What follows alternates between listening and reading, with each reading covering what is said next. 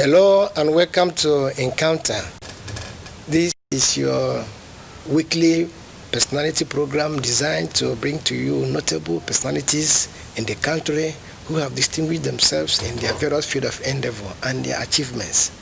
We are telecasting on Orient Television Channel 59 Owerri and on Star Times Channel 113.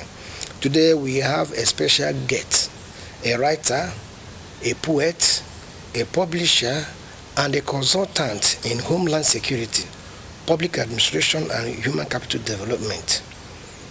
Incidentally, he is son of a traditional ruler in Imo State. In fact, traditional ruler of Ugorji, Autonomous Community in Abombise local government area. He is an APC chieftain and the apex leader of APC at Ugorji Ward. I'm talking of no other person than Dr. Ugorji Ugorji. You are welcome to Encounter. Thank you very much.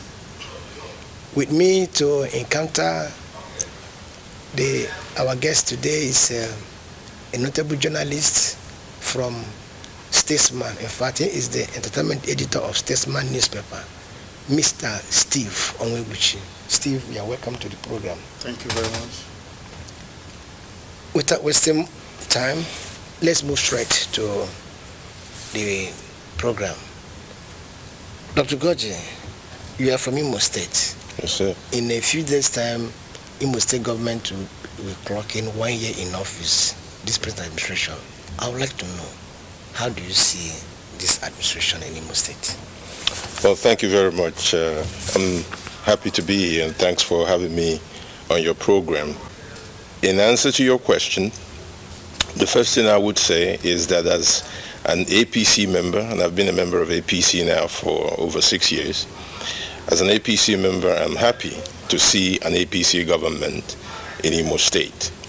I'm delighted that we have in the governor someone who fought for this position and eventually won the position. So I'm happy to have an APC government in Imo State. In terms of how do I see it in during the first year, clearly the governor has had the task of assembling a team once he became declared the governor of the state. And I think he's done a good job of assembling a team of gifted and talented men and women from all the local governments of the state. And that team has gone to work in service of the people. In terms of some of the things that are noticeable that has been done, there's clearly been a great attempt at constructing and reconstructing some of our roads to make it easier for transportation and movement around the state. One of the things that got my attention about Governor Uzodimma when he first ran for governor, which was back in 2000s, before the last election, he had a billboard that said that the worker deserves his salary, that the worker deserves his salary. I'm glad to know that the governor has made the payment of salary and pensions a priority for the government, and I am hopeful and confident that he will continue to make sure that the state is not lacking in that respect. That's all right. Thank you very much, Doctor. And Dr. Ugorji, I want to know, now that we're in a new year, and then we need to make plans for the year ahead. We've had the budget. What are your expectations, government, this year, 2021? My expectations is that there will be a smoother delivery of service to the people of Imo State. I have had the privilege and honor of meeting with Governor Uzodimma, and I can tell you that he's a leader that listens, and he's a leader that is interested in ideas coming from both inside and outside of the state, to serve the state. I've had discussions with him, and I hope to make contributions to his administration in the areas of security. The governor is interested in setting up a Homeland Security Trust Fund. It is a fund that will help fund and finance the security needs of the state, both in terms of materials needed for security operations and in terms of training of personnel. So that's one area that I know the governor is interested, and is interested in the protection of lives and property in the state. In addition to that, or related to that, I personally think that the state ought to consider setting up, if not a ministry, but at least a directorate of Homeland Security, which is what is obtaining in many nations now and some states within those nations. I think the security challenges in Imo are such that require a ministry that will coordinate the security activities and security personnel that are assigned to Imo State. And I believe that a directorate or a ministry of Homeland Security will be a step in the right direction. In addition to that, in terms of what I expect, there clearly is a need for creation of jobs in the state, for the creation of wealth for the indigents and residents of the state. That effect, I think the establishment of what I call opportunity zones in the state would go a long way in incubating entrepreneurial activities that will generate jobs, especially in the rural areas of the state. There are 27 local governments. I envision perhaps at least 27 opportunity zones to be established. What opportunity zones are is essentially areas that have special grants from or exemptions from state, from taxes, from certain regulations, and the government provides certain infrastructures in that area. What it does is then incentivizes the private sector to come into those zones, locate within those zones, create jobs in those zones, and engage in business activities within that zone. And then finally, I've said this the last time I was on this program, there is an industry right now that is the most effective industry in terms of cultural propagation on the African continent. And that industry is known as Nollywood. As you and I know, many of our sons and daughters are in Nollywood. But many of their operations are in the Lagos axis, Enugu axis.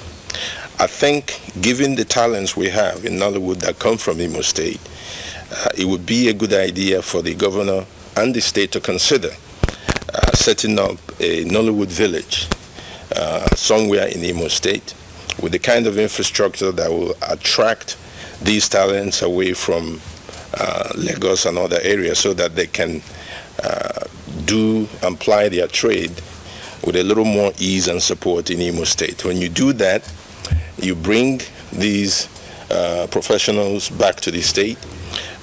You create jobs that will follow them as they come back. You generate tax revenues for the state.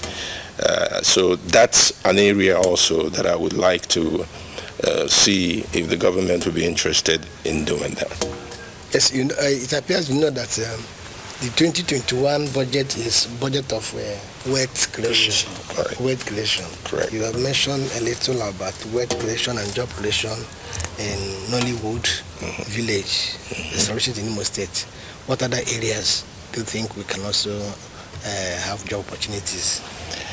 Well, the environment, it's a very important aspect of our lives. I know a good friend of mine who is the Commissioner for Environment, Dr. Ike Njoko. The environment permeates virtually everything we do. I do think that a proactive management of waste disposal and environmental protection, environmental preservation of some of our perhaps historic sites and important forestry will be also an area where we can create jobs. I walk around Owerri and other parts, including even in my town or my village of Lodge, and you see plastics beginning to take over these communities and littered all over the place. I do think we can engage the youth first to become conscious of a clean environment and what it takes to keep an environment clean, and also engage them in the cleanup of these environments as they currently exist. Yes, talking about cleaning or environmental, I know there are these women in charge of cleaning the environment. But what I don't know is supervision. So how do you feel about supervising the people engaged in cleaning the environment? Well, leadership is important in every aspect of things that government does. And so when you talk about supervision, you're talking about leadership. So it is a challenge. It is a responsibility of the leaders of the agencies that are directly involved in environmental cleanup and environmental protection to ensure that the necessary supervision is there. As a literary giant, you have written so many books, I think so. It's not an easy one. So can you tell us some of your works? Let's know about some of your works. Thank you very much. I've written about 10 books, and I write books generally in the areas that are of interest to me and in the areas that I have some degree of expertise in. So in terms of literature, which is an area of interest and passion, I've written children's books. I've written collections of African folk tales, 2 collections of those. I've written an African mythological novel called From the Belly of the Gods.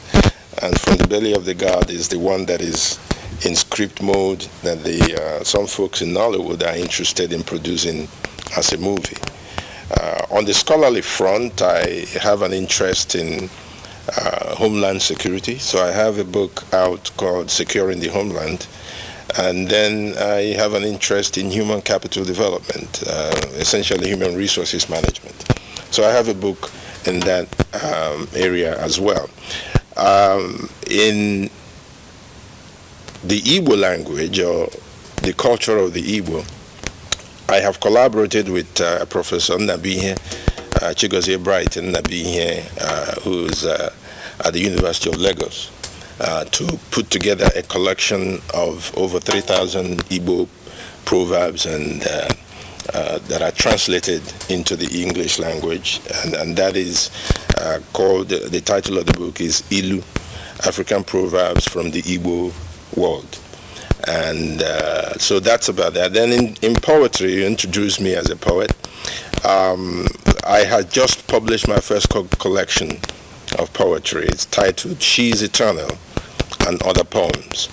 And in fact, that book was presented publicly for the first time on December 11th here in Owerri at the Concord Hotel.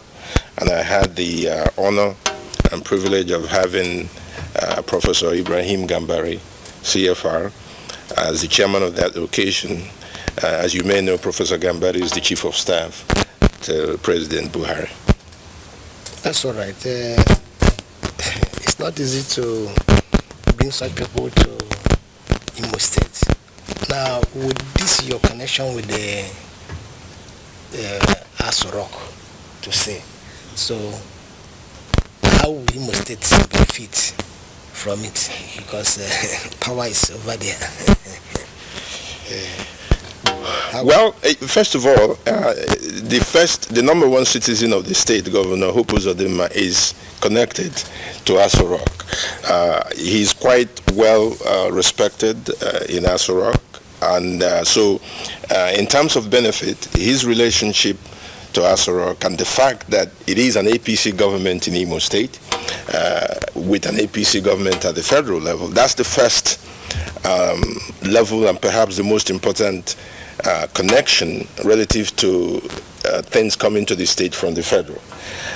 On a personal note, my interest, to the extent that there are opportunities for it, is to make contributions to nation building and to add value to governance and what government does. And but there are other ways, of course, to contribute to nation building without necessarily serving in government or holding a formal position. But in any case, as Professor Gambari tells us, everything is in God's will. So to the extent that eventually an opportunity emerges or opportunities emerge for me to make contributions to the nation or to my state of Imo, I can assure you that I've had the necessary experience and preparations over the years to make such contributions when the opportunities arrive. You see, you mentioned some of your works. The book, the poem, you said she is eternal. I don't understand that kind of title. She is eternal. What does that mean? And how does it impact to the society? She's Eternal is a poem dedicated to womanhood, but in particular to African womanhood. It is a celebration of the historical contributions of African women, not just to Africa, but to the world at large. It is a continuation of a belief that I've had for over a decade, or for over 20 years now, that we need to do more to celebrate and let our children know the importance of our sisters and our mothers in our lives, and even in nation building, in community service.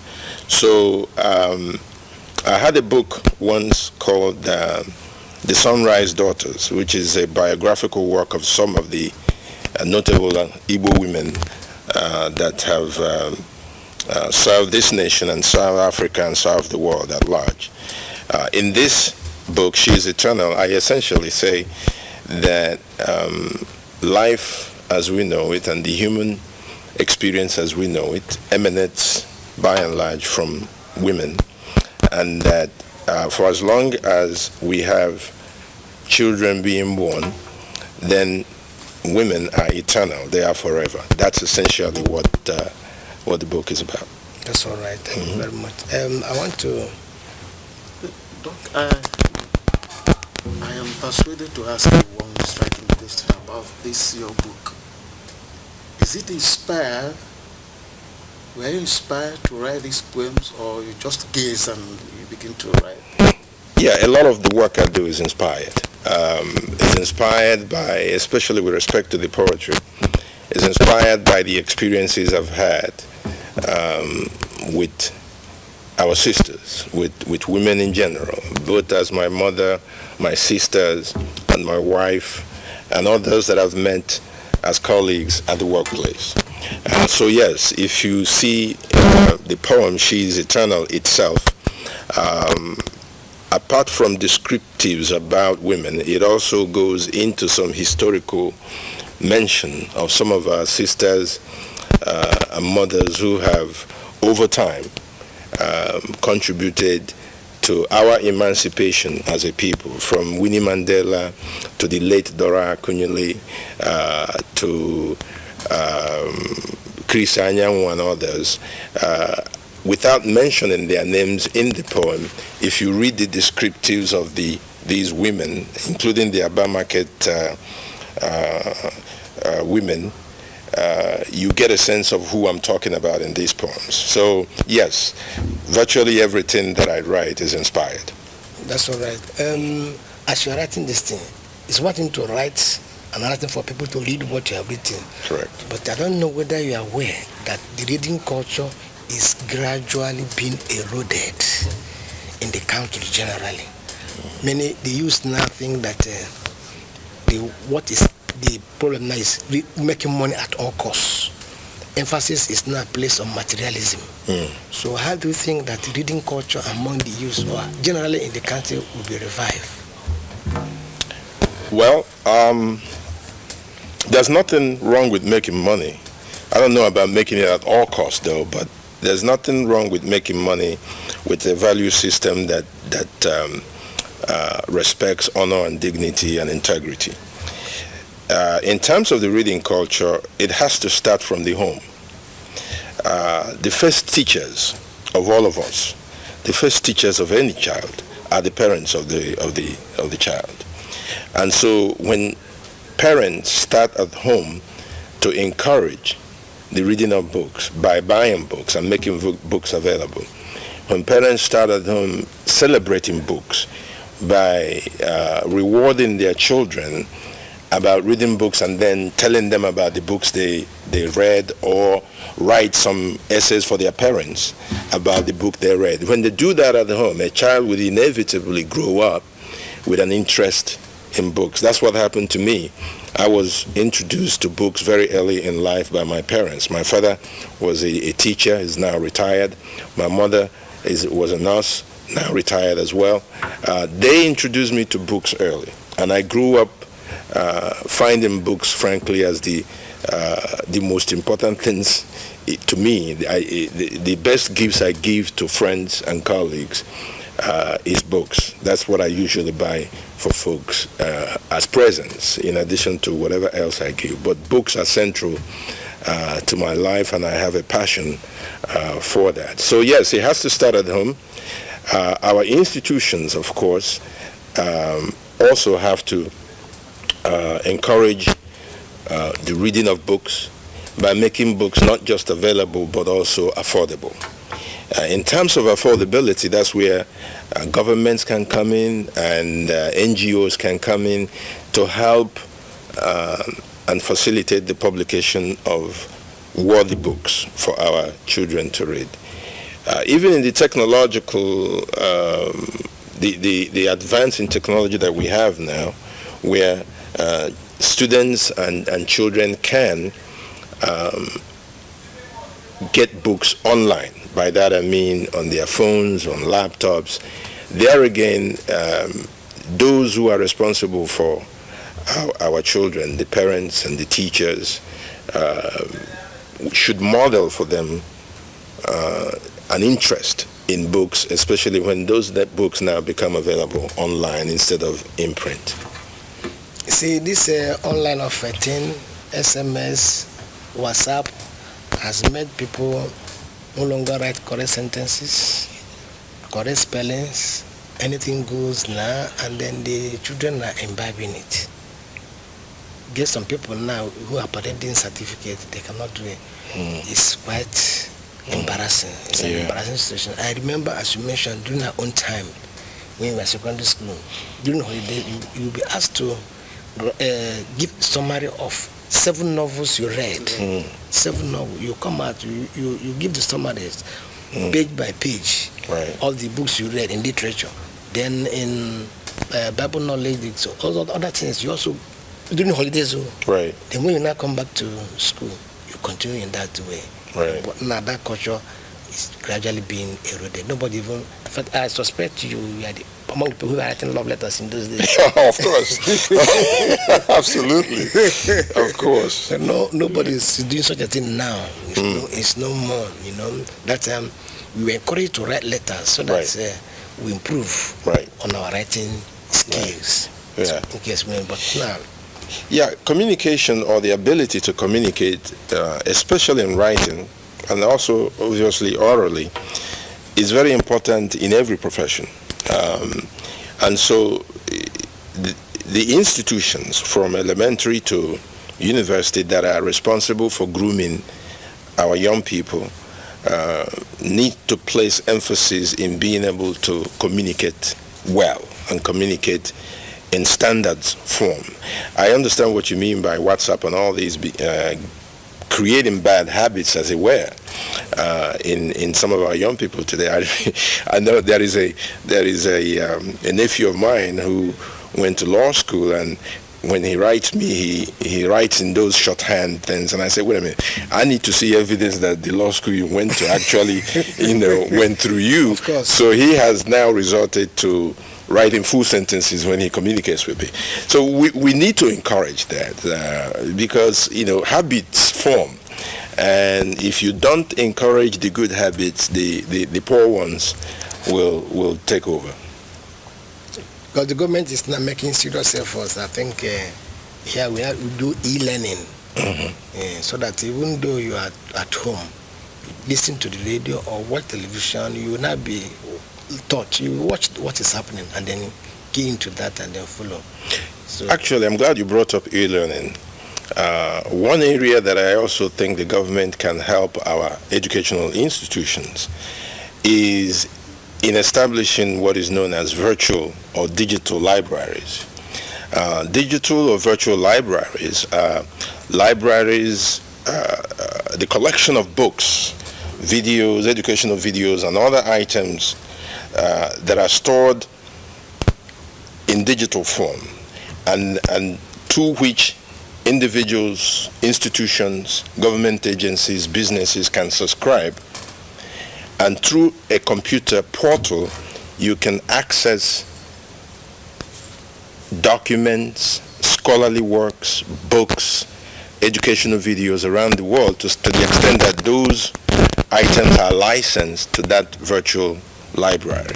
So instead of building public libraries, which are good, and to the extent that communities are able to establish public standing libraries where people can go, I think that's great. But you can reach more people, in my view, by building virtual digital libraries, where if you sign up through the designated computer portal, you can stay in your school, in your home, or in your workplace and access certain scholarly work, certain books, and you can have them available to you online.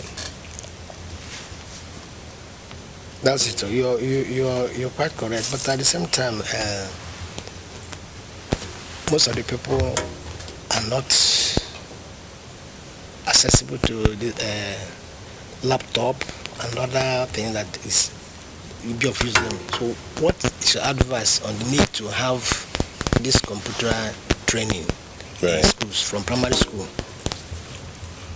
Correct. It is important. It is a global village now, and the children that are being educated in Imo should expect ultimately to compete with children being educated in America, in the UK, in China, and other places. So there has to be a concerted effort by the powers that be, government, the churches, the business, entrepreneurial sector, to support the availability of laptops and computers for our young people. Whether it involves building computer centers that in all the communities to allow our young people to avail themselves of these instruments, or providing light and internet connectivity that allows them also to get beyond what's in that specific computer, but to be able to reach out to other sites in the world and get information and knowledge from the world. So yes, there has to be, nothing happens by accident, it has to be planned and it has to be sustained. And to the extent that the government and others can help our young people become versatile in computer skills, that would go a long way in helping us develop an empowered cadre of employees and employable young people. From what you have just said now, you see that there is every need for attention to be paid to education. And then you mentioned about planning. Mm-hmm. And now, what advice do you have for government, Minister of Budget and Planning with regards to education in the state? Well, a government, if a government shows you their budget, the amount or percentage of the budget that is attached to education would give you an indication of how serious that government is about education. And education is what sets up the future for all of us, our children and those that come after them. And so there has to be, in the budgetary process, serious attention paid to funding education and providing convenient environments for our young people to learn. But beyond that, there needs to be a return, in my view, to meritocracy in education, meaning that we need to begin to celebrate intelligence and excellence in education all over again. There was a time when, at least when I was growing up, there was a time when being said to be smart and intelligent in school was just about the highest compliment you would want and you would seek. It appears that's not as important to some people. As you mentioned earlier, people are interested in making money, and there's nothing wrong with that. But we have to have a significant part of our population that are not just educated, but that are educated at the highest levels possible. Now, let's I have one striking question, Doc. I was going to ask you about this education and computer age. Mm-hmm. Now, for instance, in the ministries, there are people there who do not know how to operate this computer, laptop, or whatever. Yeah. So what advice or encouragement word do you have for these people? Perhaps they still have 6 more years, Mm-hmm. 7 more years, or 10 to go from the ministry. So what advice do you have for some people to show interest in learning this? Yeah, it's a universal challenge, by the way. Even in America, where I've lived for and worked for several years, you still have, believe it or not, folks in civil service who's been there for 30 years or more who have a phobia about computers and would much rather write their reports than type them up or digitize them, as the case may be. So, and it's particularly more so here on the continent and in Nigeria, where the availability of computers and the development of the skills associated with computers is not as is not to the level that we think or that I think it ought to be. So we need to encourage first the availability of these instruments, the training for the skills needed to operate these systems. And that actually brings me to another idea that I think the government might want to consider, especially for the civil service. In the state where I used to work as a public administrator in New Jersey, they had what they call the Human Resources Development Institute. It's put together by the state, and the institute is designed to enable civil servants to gain state-of-the-art skills in whatever it is that they're doing. And I do think that perhaps Imo State could use a Human Resources Development Institute that is dedicated to training civil servants and bringing them up to speed with technology. Now let's go back to our government. Mm-hmm. You see, like you rightly pointed out, a lot is being done by the state government, and people are not seeing it. Maybe defective eye problem or defective mind. What advice do you have for detractors who are not following the trend of things going on in the state? There's a dual responsibility in that respect. First of all, detractors are not necessarily bad. A government needs critics. A government needs people that will tell the government the truth about what obtains on the ground. So critics are important, provided it is constructive criticism. And of course, in a political environment, the opposition would necessarily almost be critical because they want to make a case for them having to replace you in government.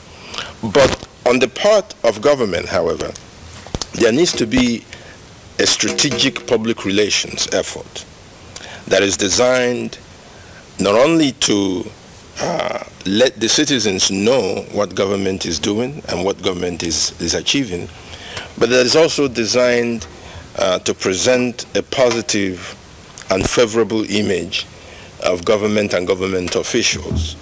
I do think that when we see commendable government officials doing great work, that we need to find a way to celebrate them,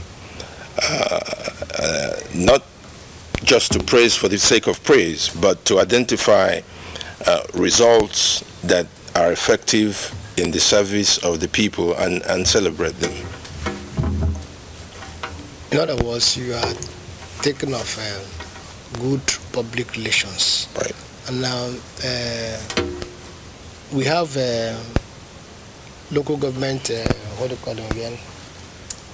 Information officers, and most of them are supposed to be members of NIPR, you know.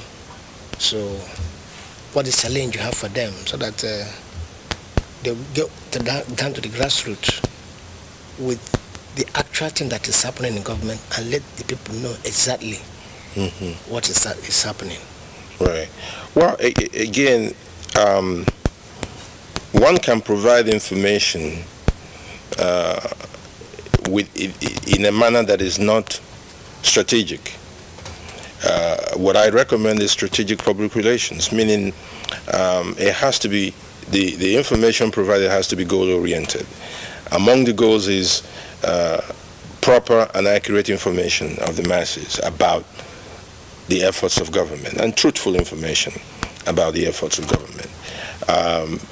But also the manner in which the information is disseminated has to be coordinated in a strategic manner to accomplish the goals in terms of public relations, the goals of the government.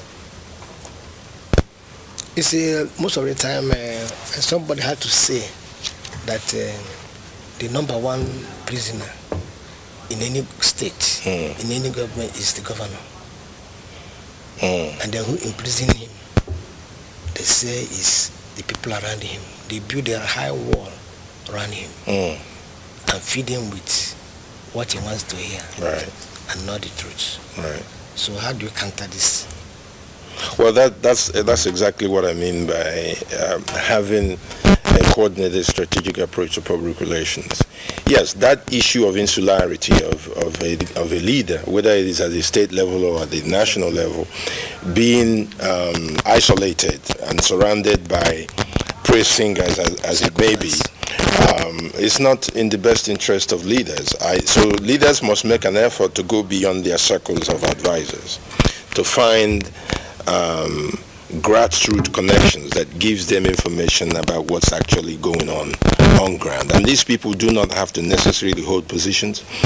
They could just be identified as a network of informants, so to speak. Not informants in the negative sense, but informants that lets the government understand what exactly is going on at the grassroots, how policies are affecting people at the grassroots, how people are actually feeling about government policies and government tenure, because those who surround leaders often don't want to give them bad news, often want to be in their good graces. So a leader has to go beyond the circle or the kitchen cabinet in order to get information that would help him or her make the best informed decisions regarding the affairs of the state. Now, sir, in this regard, what advice do you have for the leader about this issue of having people that who always want to tell him that which will benefit them, not even the general public? Correct. One way to break out from that, and I would recommend this. The governor, as I said, there are 27 local governments in the area. I can see governors of them having town hall meetings in each of those local governments, inviting traditional leaders, inviting activists, inviting students and youth, and essentially interact unfiltered by handlers. By handlers, I mean those who are around the governor, but just have an open dialogue. Some of it may be unpleasant in the sense that you may run into people who are utterly critical to the extent that you may not like. But at the end of the day, if the criticism is constructive, it is needed by leaders. So one way to break out from that one, as I said, the governor can arrange town hall meetings around the state and meet with ordinary folk and interact with them, answer their questions to the extent that there are questions, listen to their suggestions to the extent that there are suggestions. And in addition to that, the governor can set up an ideas box, an office where ordinary citizens can write and make suggestions about affairs of the state. And but it is important that once those are communicated, that there is a way to synthesize the information that comes through that mechanism and acknowledge the people that send them. By that I mean somebody sends you an idea, signs his name and number. There should be somebody in the governor's office that calls up that person. We got what you sent. We may not do everything you're suggesting, but we want you to know that we received your suggestion. There has to be that. Sometimes, and I'm not saying that's necessarily the case with the current government, but governments in the past, you write them letters. You don't even get an acknowledgement that somebody received your letter, let alone attend to it. Government must be in the business of being responsive to those that it serves. That's a nice one. Government must be in the responding to people's wishes and aspirations. I think with that, we'll get to stop this problem of unnecessary gossip and then ignorance. They say ignorance is a dangerous disease. Very, very dangerous. You know, it's right time people start appreciating the good in what people are doing, especially the effort government is making to provide for the people. Right. And if there is wrong information circulating about government efforts, there should be a rapid response from government to correct them within 24 hours and correct them in a manner that is not combative. You don't have to be combative. If the facts are on your side in terms of what you're doing in the state, you don't have to be combative. Just be corrective about what is out there that is not right or accurate. What is happening now, the government is realizing how pensioners and the civil servants have been paid in the newspapers, national newspapers, some other local newspapers, from when it started up to December. To correct the wrong impression people are giving. That's right. So that's a very wonderful step taken by the government to correct that wrong impression. We didn't say much about the youth when it comes to sporting fictional talents. Yes. So is there any need for youth to be involved in football, athletics, sports?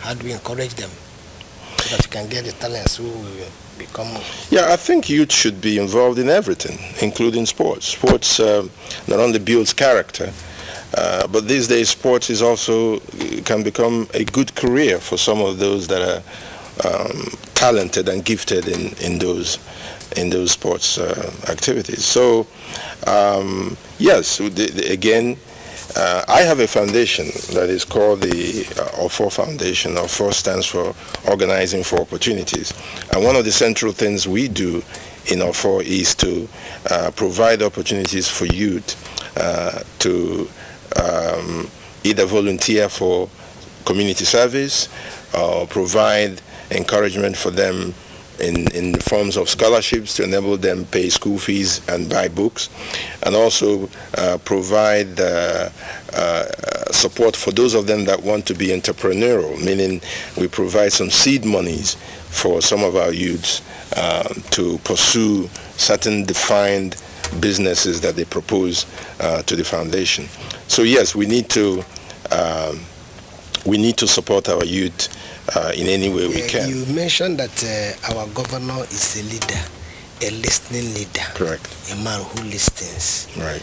Now that you acknowledge that, what are the things you want to let him know so that he'll move the state forward this year, 2021? Mm-hmm. Like I said, one of the things that first attracted me or got my attention about this governor, this is back in 2000 or whenever, the first time he ran for governor, I forget which party he ran in, he had a billboard that said the worker must receive his salary. So his legacy has to be, and should continue to be, making sure that those who actually work for the state and for the government, and the pensioners who have merited those pensions, that we remain up to date with taking care of that segment or those people in the state.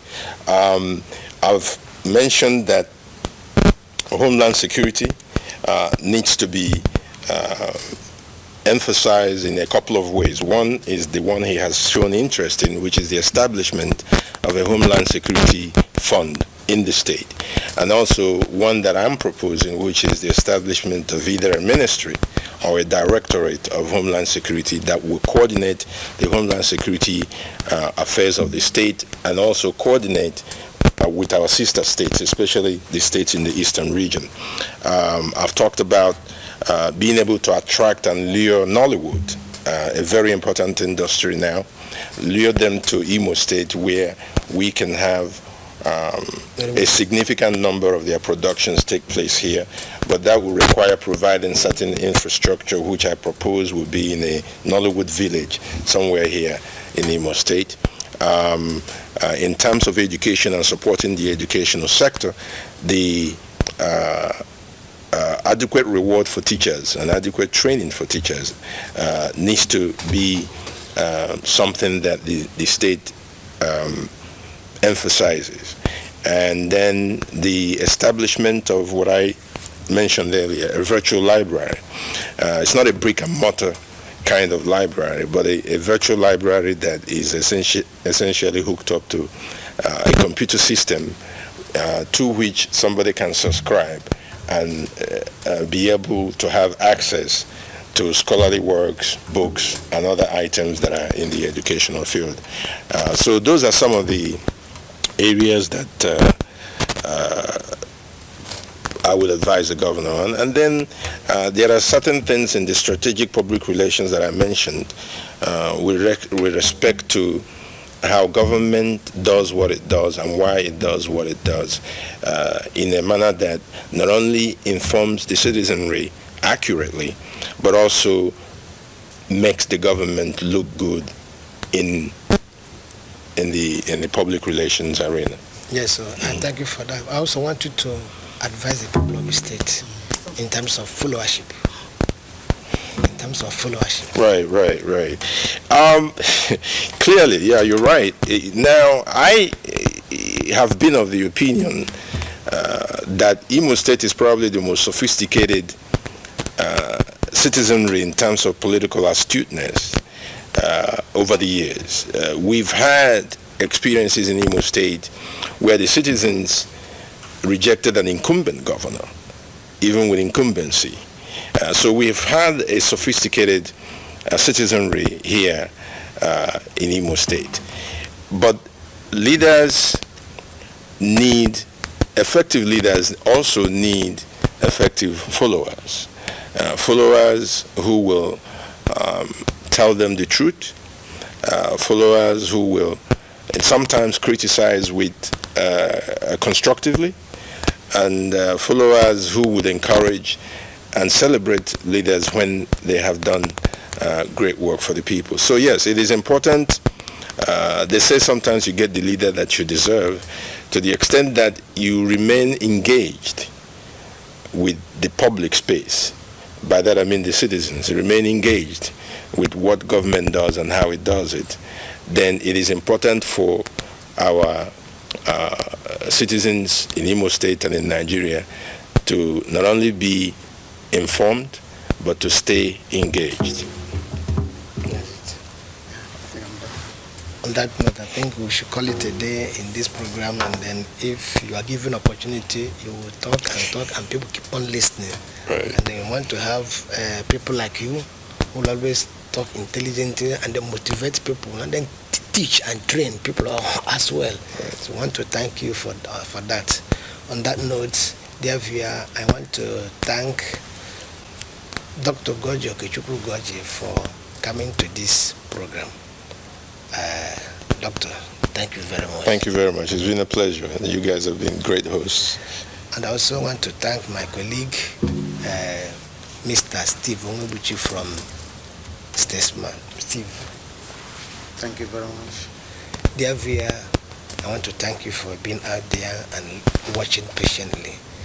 I remain Reginald Chekes Mbajoma, your moderator. Bye for now.